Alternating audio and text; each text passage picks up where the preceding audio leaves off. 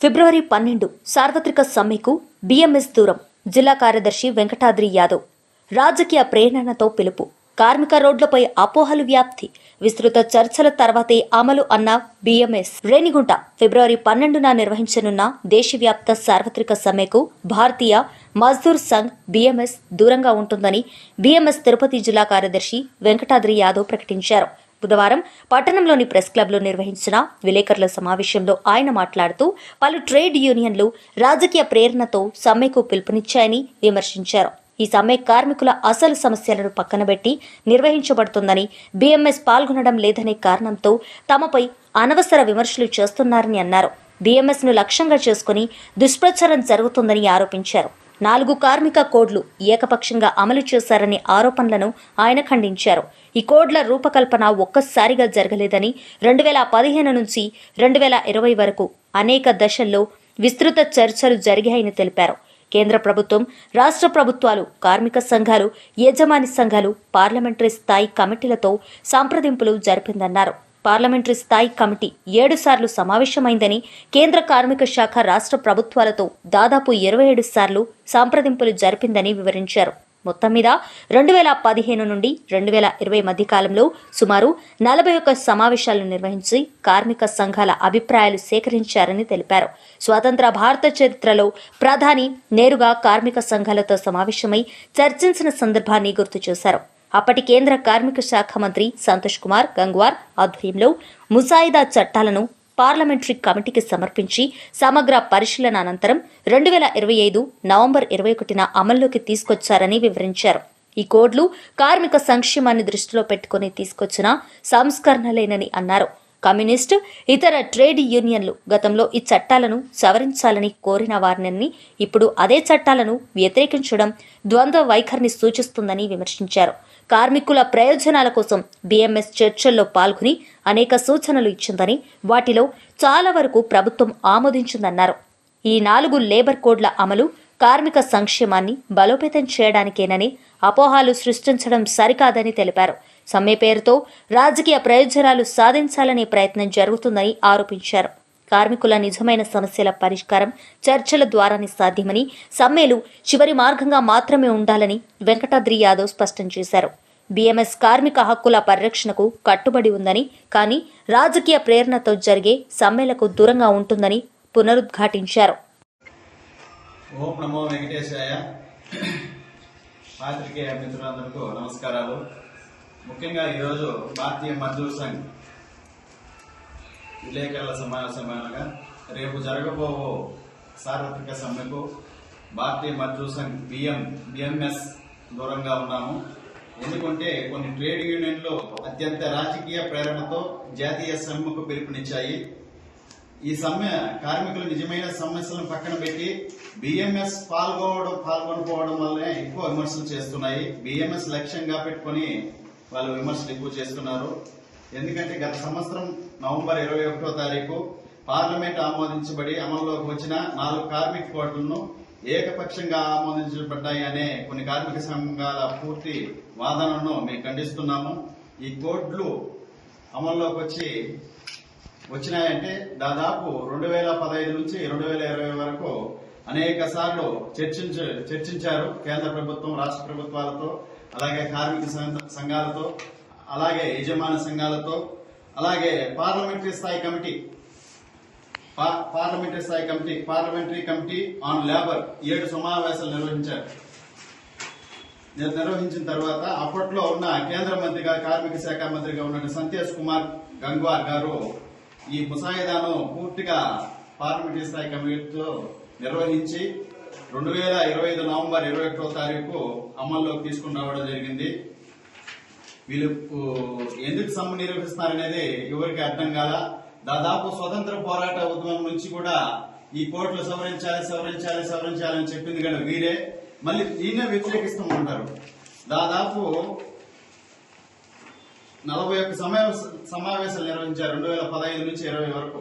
ఈ సమావేశాలకు వచ్చి తమ అభ్యర్థులను తెలపని చెప్పి అప్పట్లో ఉన్న ప్రధానమంత్రియే, ఈ స్వతంత్ర భారతదేశ చరిత్రలో ప్రధానమంత్రి డైరెక్ట్ గా కార్మిక సంఘాలతో సమావేశమై కార్మిక సమస్యల మీద చర్చించడం జరిగింది. అలాగే పార్లమెంటరీ స్థాయి కమిటీ కూడా 7 సార్లు సమావేశమైంది. అలాగే 27 సార్లు రాష్ట్ర ప్రభుత్వాలతో కేంద్ర ప్రభుత్వం, కేంద్ర కార్మిక శాఖ సంప్రదించి అనేక చర్చల తర్వాతనే ఈ కార్మిక కోడ్ల అమల్లోకి తేవడం జరిగింది. వీళ్ళు కూడా ఈ కార్మిక కోడ్ల కమ్యూనిస్టులు అయితేనేమి, మిగతా ట్రేడ్ యూనియన్లు అయితేనేమి అనేక సార్లు సవరించాలని చెప్పిన వాళ్ళే మళ్ళీ తిరస్కరిస్తున్నారంటే ఇక కార్మికుల సంక్షేమానికి వీళ్ళు ఏమాత్రం పాటుపడుతున్నారనేది కార్మికులు అర్థం చేసుకుంటారు. మీరు కూడా పత్రికాముఖంగా తెలియజేస్తున్నాము. అలాగే ఈ సమావేశానికి పూర్తిగా అన్ని సమావేశాలకు బిఎంఎస్ పాల్గొని తమ సూచనలను, వివరణను పూర్తిగా వాటితో చాలా వరకు ప్రభుత్వం ఆమోదించబడ్డాయి. బిఎంఎస్ ఈ 4 కోట్లు అనేది ప్రభుత్వానికి వివరించి అవే చాలా వరకు ఇప్పుడు కూడా నిరసనలు లేకుండా ప్రవేశపెట్టారు. 21 నవంబర్ 2025 సంవత్సరంలో ఈ లేబర్ కోడ్ ప్రవేశపెట్టారు. పార్లమెంటరీ స్థాయి సమావేశం జరిగిన తర్వాత అలాగే ఈ 4 కోట్లకు సంబంధించి ఏమంటే ముఖ్యంగా పరిమితి పెంపు పాత చట్టంలో ఇండస్ట్రియల్ డిస్ప్యూట్ యాక్ట్ 1947 ప్రకారం 100 మంది కంటే అంతకంటే ఎక్కువ ఉన్న పరిశ్రమలు ఎవరైనా సరే తొలగించాలని రిక్రూట్మెంట్ లేదా సంస్థ మూసివేయాలని క్లోజర్ ప్రభుత్వం అనుమతి తీసుకోవడం తప్పనిసరి అయింది.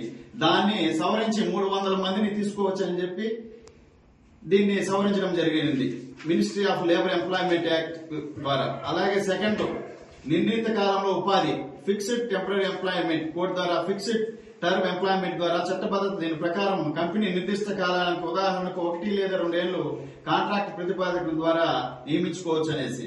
కాంట్రాక్ట్ ముగిసిన తర్వాత వారికి కొనసాగించిన అవసరం లేదు, దీని తొలగింపు తరచుగా జరుగుతున్నదని చెప్పి భౌతిక తనిఖీలు తగ్గాయి. ఎంఎంఎస్సి ద్వారా విమర్శలు కార్మికుల సంఘాల ద్వారా వాదన ప్రకారం ఇన్స్పెక్టర్ అధికారులను తగ్గించడం వల్ల కంపెనీలకు కార్మిక చట్టాలకు బేఖాతరు చేస్తున్నాయని మరియు కార్మికుల భద్రత ప్రమాదం పడుతుందని ఆందోళన వ్యక్తం చేస్తున్నాయి. ఈ డిపాజిట్ తనిఖీ విధానం వల్ల మీ కంపెనీ లేదా పని ప్రదేశ పారదర్శకత పెరుగుతుందని మీరు భావిస్తున్నారా? మేము ఒకటే సూచిస్తున్నాం మిగతా మాతోటి సహ కార్మిక సంఘాలన్నిటికీ కూడా. ఆన్లైన్ రిపోర్టింగ్ తనిఖీ పూర్తయిన తర్వాత ఇన్స్పెక్టర్ తమ నివేదికను ఇన్స్పెక్టర్ రిపోర్ట్ నిర్ణీత సమయంలో ఆన్లైన్ పోస్టల్ అప్లోడ్ చేయాలి. కంపెనీలు కూడా తమ వార్షిక రిటర్న్స్ ను ఆన్లైన్ ద్వారా ఒకే ఫారంలో సమర్పించాలని వెసులుబాటు కల్పించాలని చెప్పి దీని ఎకనామిక్ టైమ్స్ అనే దాని ద్వారా కూడా వాళ్ళు తెలియజేశారు. లోపాలు సరిదిద్దుకునే ఛాన్స్ ఆఫ్ ది రెటిఫై దాన్ని కూడా వాళ్ళు చాలా వరకు చూస్తున్నారు. యజమానికి నోటీస్ సంయుక్తంగా ట్యాక్స్ ఎగ్జంప్షన్ అనే దాని మీద కూడా ఉండడం, సెల్ఫ్ సర్టిఫికేషన్ ఈ కోర్టులు కూడా మీకు రాతపూర్వకంగా మీకు ఇవ్వడం జరిగింది. పదే సహ కార్మిక సంఘాలు కమ్యూనిస్టులు అయితేనేమి ఉపాధి హామీ పథకం పైన గగ్గోలు చేస్తున్నారు. ఎందుకు చేస్తున్నారు ఎవరికి అర్థం కావడం లే. 25 రోజులు పెంచిన దానికి చేస్తున్నారా? 250 రూపాయలు ఉన్న దాన్ని 307 రూపాయలు ఉపాధి హామీ కూలీ పెంచిన ఎందుకు చేస్తున్నారా? పదే ఒక పేరు మార్చినందుకు ఎందుకు గగ్గోల? విబిజీ రామ్జీ వికసిత భారత్ కింద ప్రధానమంత్రి గారు ఇంతకు ముందు స్వతంత్ర పోరాటం చేసిన వాళ్ళ పేరు పెట్టలేదు, వికసిత భారత్ అని పెట్టారు. ఆ పేరు మార్చినందుకు ఎందుకు గగ్గోలు చేస్తున్నారు ఎవరికి అర్థం కాల. దీని వాళ్ళనే వివరణ అడగాలి. మీరు 25 రోజులు పెంచిన దానికి చేస్తున్నారా, లేకపోతే 250 రూపాయలు ఉన్న దాన్ని 307 రూపాయలు చేసిన దానికి చేస్తున్నారా? అర్థం కాల. మా వాదన ఏమంటే ఇప్పుడు కూడా 200 రోజులు ఒక సంవత్సరానికి 10 దినాలు కనిపించాలని చెప్పి, అలాగే 307 రూపాయలు ఉన్న దాన్ని కనీసం ఇప్పుడున్న ఖర్చుల ప్రకారం 500 చేయాలని చెప్పి తెలియజేస్తుంది. దాని గురించి సమ్మె చేద్దాము, దాని గురించి పోరాడదాము. ప్రభుత్వం అంతటే రారు. పని వేళలు పెంచారని చెప్పి ధర్నా చేస్తున్నారు. ఓన్లీ మహాత్మా గాంధీ పేరు మార్చినారని చెప్పి ధర్నా చేస్తున్నారు. వాళ్ళ విజ్ఞప్తికే వదిలేస్తున్నాం. ప్రజలను ఎందుకు ఈ విధంగా కార్మికులను అలాగే ఉపాధి కార్మికులను తప్పుదోవ పట్టిస్తున్నారనేది వాళ్ళ విజ్ఞప్తిని వదిలేస్తున్నాము. అలాగే రాబోయే రోజుల్లో రాష్ట్ర ప్రభుత్వం కార్మికుల పట్ల కానీ అలాగే కేంద్ర ప్రభుత్వం అనేక చట్టాలు తీసుకుని వచ్చి కార్మికులకు మేలు చేసే విధంగా చేయాలని చెప్పి విజ్ఞప్తి చేస్తున్నాము. అలాగే చాలా వరకు సమ్మెకు మీరు పిలుపునిచ్చారే గాని కార్మికుల పైన ఎటువంటి మీకు నిజమైన విశ్వాసం లేదు. కార్మికుల సమస్యను పక్కన పెట్టి మీరు మా పైన విమర్శ, బిఎంఎస్ పైన విమర్శలు చేస్తున్నారు. దీనికి ఎంత మాత్రం సమంజసం కాదని చెప్పి పూర్తిగా సహా ట్రేడ్ యూనియన్లను ఖండిస్తున్నాము. మీరు పని చేసుకుంటున్నారు, మీరు చర్చలకు పిలిచారు. ప్రభుత్వం దాదాపు 2015 నుంచి 2020 వరకు అనేక సమావేశాలు జరిపారు. ఆ సమావేశాల్లో మీ అభ్యర్థన తెలపంటే అక్కడ ఏదో చెప్తారు చేస్తారు, కానీ పూర్తి వివరణ మనం ఏం చేస్తే కార్మికులకు న్యాయం జరుగుతుందనే దాని మీద మాత్రం మాట్లాడరు. ఇది స్వతంత్ర భారతదేశంలోనే డైరెక్ట్ గా ప్రధానమంత్రి ఏ ట్రేడ్ యూనియన్ తో ఏ ప్రధానమంత్రి కానీ ముఖాముఖిగా కలిసిన సందర్భం లేదు. మన ప్రధానమంత్రి ప్రత్యక్షంగా వచ్చే కార్మిక సంఘాలతో కలిసి మన సమస్యలన్నీ కార్మిక సంఘాల నాయకులతో కలిసి చెప్పారు. అప్పుడేమంటే అప్పుడు చెప్పలేకపోయారు. ఇప్పుడేమంటే పూర్తిగా బిఎంఎస్ మీద నిందేసేసి వీళ్ళు రారు వీళ్ళు పోరు అని చెప్తున్నారు. బిఎంఎస్ ఎప్పుడు కార్మిక పక్షంగానే ఉంటుంది, దేశ హితంగానే ఉంటుంది, దేశ అభివృద్ధిలో ముందడుగునే ఉంటామని చెప్పి తెలియజేస్తున్నాం. తిరుపతి జిల్లా బిఎంఎస్ నాయకులు చంద్రశేఖర్ గారు ఈ మీడియా సమావేశంలో పాల్గొనడం జరిగింది.